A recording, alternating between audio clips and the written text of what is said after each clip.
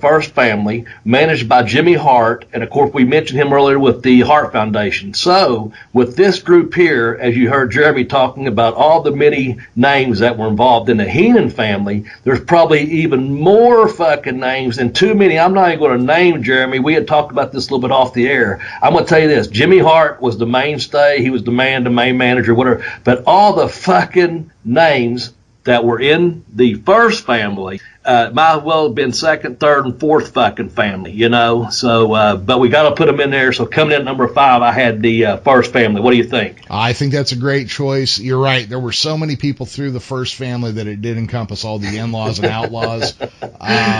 You know, Eddie Gilbert was in there at one point. The Poffo brothers, you know, Macho Man Randy Savage and Lanny Poffo were in there. Jim Neidhart, the Iron Sheik, Rick Rude, who I think is a sorely appreciated in wrestling. Ox Baker, who I never understood why he was a big deal, but that heart punch looks scary as shit. Yeah. You know, and then you get into his time in the WWF, Greg Valentine, Brutus Beefcake, Adrian Adonis, Terry Funk, Haas Funk, the Hart Foundation, the Honky Tonk Man, Dino Bravo. I mean, just A-list after A-list after A-list celebrity. You know? Yeah, absolutely, man. So that was number 5, the First Family, and again, we're probably still missing a couple of people off the Heenan family and off the First Family. I read less names. Yeah, I read off less names than I. Let me see. I read less than I left off. Is that right? Yes. Okay. So a shitload of them. Well, there's a whole lot to say about Jimmy Hart. Of course, he had a full career as a heel manager before I even had ever heard of him. You know, because I didn't know about Memphis till well after I'd started watching wrestling. You know, but he's one of those guys. I mean, he's up there with Lou Albano for, like, you know, people that held titles while he was managing them. Yeah. Every major name went through his hands. I believe that Greg the Hammer Valentine was the IC champion when he was managed by Jimmy Hart. It's just, you really have to spend like a whole hour just looking at who he managed when they were important. Yeah. Well, I won't spend an hour, but I could. Mm-hmm. Jimmy Hart is a really good guy.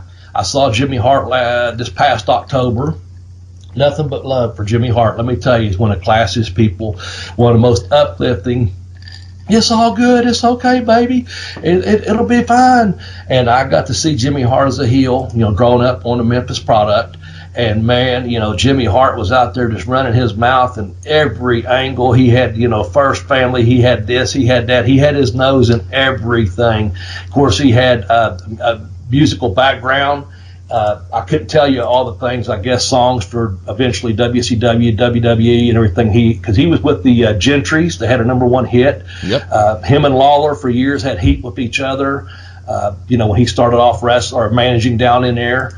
In a Memphis territory, so you can't even come from the Mid-South Coliseum without mentioning, you know, the mouth of the South, Jimmy Hart. Jimmy is just one of those guys. When WCW was shutting down, I saw guys, 150 guys, go down to 75 guys, and we could see the writing on the wall. And we're not going to win that, but Jimmy Hart was one of the few that just kept telling the boys, "Keep your head up. I'm trying to keep you a job here, baby. Just do this TV for me." And he was producing some of the TV segments, you know, and just a sweetheart of a man. And like I said, when I saw him in October, he came up to a show, and he flew in, done a show in Cincinnati, drove about 3 hours, done a show, and, man, he was just, you know, fresh as a rose, come in, got up on stage, went downtown to this little town area. "Hey, we're going to have wrestling at 2 o'clock, everyone," you know, blah, blah, blah. And, man, he just got up there, and he is just a sweetheart of a man. I can't say enough good things about my love for Jimmy Hart. I may have hated him when I was young as a heel manager. You know, it goes back to one of those things. He's going to get the shit slapped out of him or whatever. Yeah.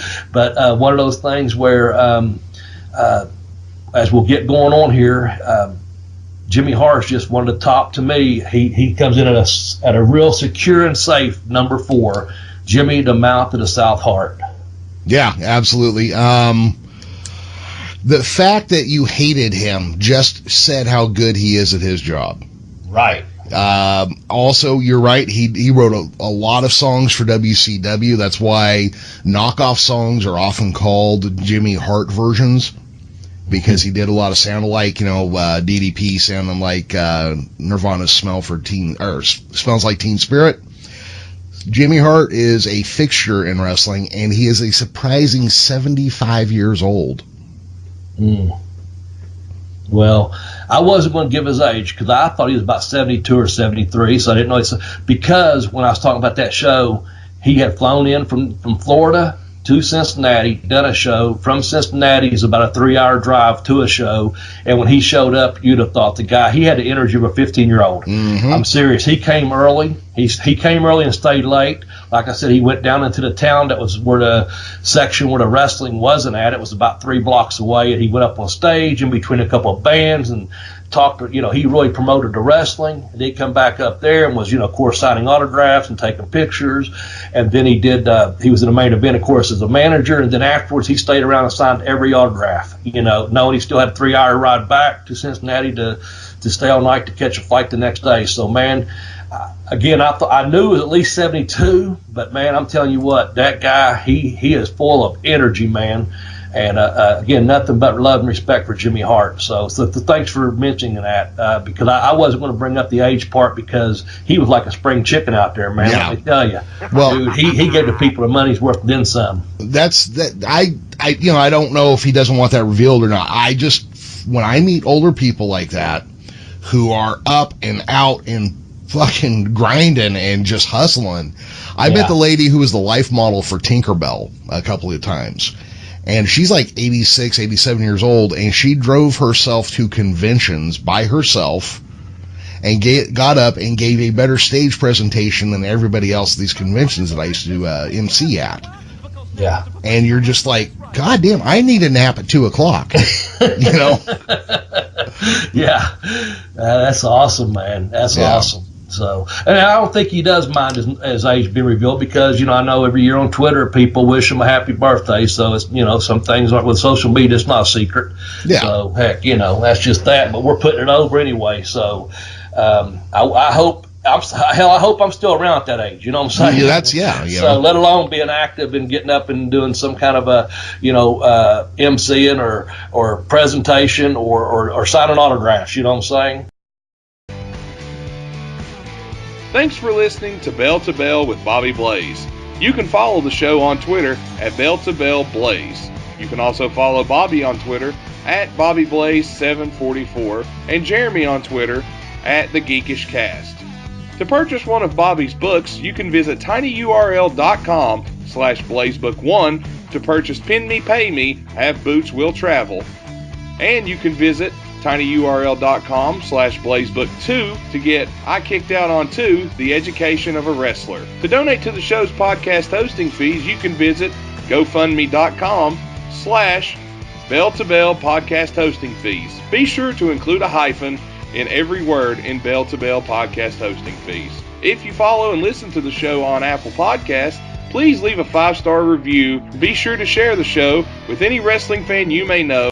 Guess who has just signed Anita Masafuji up, fat boy? Jimmy Hart! And they're in Las Vegas, you old heart.